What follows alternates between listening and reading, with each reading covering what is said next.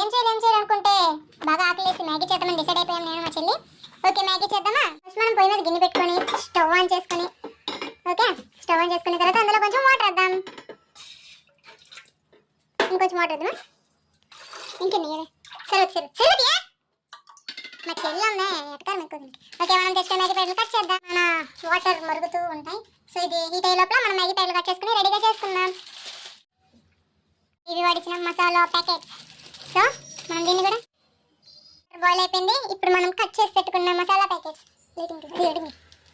మసాలా మేమైతే ఈ స్టైల్లో చేసుకుంటాం. మీరైతే ఏ స్టైల్లో చేసుకుంటారో ప్లీజ్ కామెంట్ చేయండి. ఒక పక్క మా చెల్లి ఇంకొక నేను. ఇప్పుడు కానీ మా అమ్మ వచ్చిందంటే మా ఇద్దరికి రౌండ్ అవుద్ది. టైం చూపిస్తాను చూడండి. అన్నం తినే టైంలో మేము మ్యాగీ చేసుకుని తింటున్నాం. టైం 8:10.